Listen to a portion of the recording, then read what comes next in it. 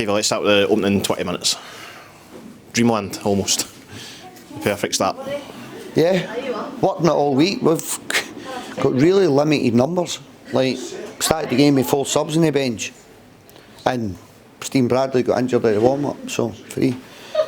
So we kind of knew the team was going to be early doors in the week due to the limited numbers, so came up with a game plan. I think the boys executed it really well. I actually think we're unlucky. I think Big Tatey's got to do better with his chance. And then I think you get the story of the season in one half. Story of the season. Cut open twice for 2 goals and 2 mistakes. Like 2 pretty easy mistakes, goals that we don't seem to get.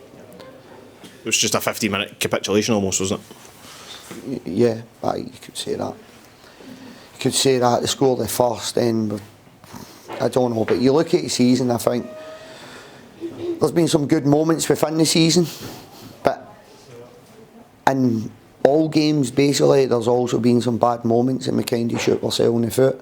We give Hearts 2 goals today. They worked for 2 and we give them 2. And I felt over the balance of play, but they worked really hard for what we got. There was a chance in the first half for Tetey that I think he's got to do better with. There was a chance in the second half for Tetey which I think he's got to do better with. The ball comes over for your right.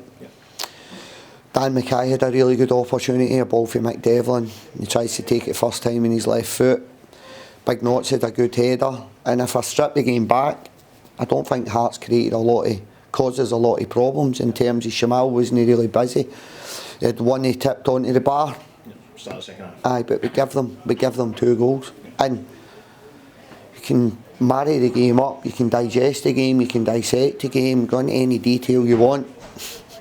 You can't come away to anybody at any level of football and give the 2 goals we gave them and expect to win a game of football. I think it was 5 shots at half time for Hearts, 4 hit the back of the net, which obviously included the penalty. What is your message at half time? Because you obviously get a bit of optimism from the attacking side of the game, but you're going in there and I'll be really honest, you've probably got a back 4 that are really down about the amount of goals we've lost.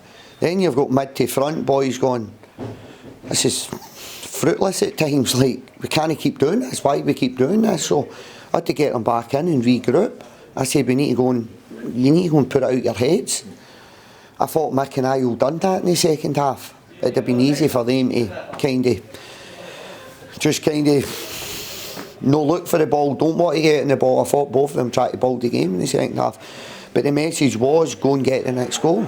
If we can go and get the next goal, and I thought we had minimum 2, being a wee bit harsh with Knots' one bit as an opportunity, but Dan Mackay's one and Tetey's one, go and get the next goal and let's see what happens. And that was the message at half time. So trying to get us to regroup, trying to get people going away for pointing fingers at one another, because we're a group, we are where we are, and individuals will make mistakes within games. And it's important that we stick together, especially for these last 5 games. So that was really the message at half time. It's done, the mistakes are made, but we've shown we can create chances, we've shown we can take those chances, go and get the next goal.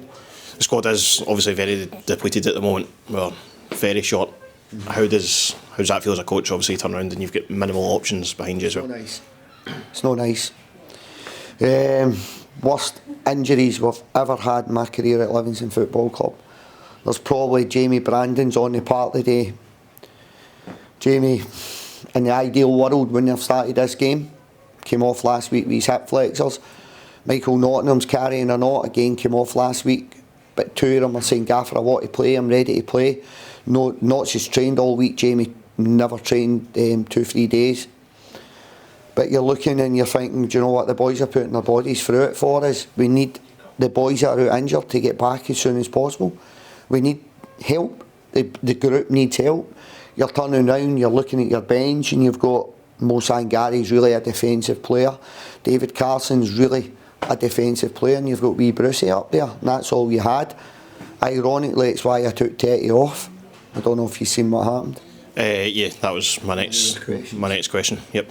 So I had a go at him at half time for his petulance, because I think it was flailing his arms at the referee when the ref gave a foul that he got booked for. Yep. Right, so I don't like that. And this is the reason I don't like it. And I felt he wasn't a million miles away from maybe picking up a yellow card in the second half. He was getting really, really frustrated with himself in terms of his link-up play and the opportunities that he'll feel he squandered. You can't score every opportunity you get, and it's still a learning curve for the lad. And he came off and he kicks a water bottle, kicks up one of our water bottles into our dugout, and the fourth official books him and he gets sent off for it. So a bit ironic if I'm honest, because I take him off so he doesn't pick up a yellow card, and then he picks up a yellow card coming off the park. Now I think there's got to be a wee bit common sense with the fourth official there, if I'm really honest. Bottom of the league, winning 2-0, find yourself 4-2 down, get substituted, you're probably feeling you could have done a wee bit better yourself. If that went into the crowd all day long, if it went into their dugout, it was one of their water bottles, I kind of get it. Just feels a wee bit pedantic, if I'm honest, like booking a young lad coming off the park for kicking a water bottle into our dugout. So it's a game of emotion as well, isn't it? And these guys seem to take that kind of... No, it's hamstrung us now going into the next game. That's another player we've lost. I'll speak to Tatey individually, because I'm not having it. I'm not letting it slide. But then I've got to understand why it happened also. So I've got to show a bit of empathy, but I've also got to show a bit of discipline, and I'm not happy with it. Just finally, obviously we're now into the split. The fixtures aren't out or anything yet. That makes life relatively difficult in terms of preparation, but we do have 2 weeks until the next game. No, I think the 2 weeks we're going to have to try and use them wisely as possible. Even in training, it's been difficult trying to do any kind of contact training because our numbers are so low. So the boys are going to get a couple of days off just to let them go away and try and reset, if I'm honest. Reset, come back in, that's Hibs in the bottom 6, I believe. So in the ideal world, we should be Hibs at home, St Johnstone at home, Ross County at home, Aberdeen away and Motherwell away. That should be our fixtures. I just hope we don't get one of them stole off us and get made to play away from home. So that should be our fixtures. I think the Dundee Rangers games becomes irrelevant now. Right, so hopefully we'll get the fixture list out maybe Monday, Tuesday, something along the lines. We've lost one. We've lost 2 today, sorry. Stephen Bradley and Tetty for different reasons. Could we maybe get 1 or 2 back? Potentially, but it's still a big ask. No worries. Thanks for your time, David. Appreciate it.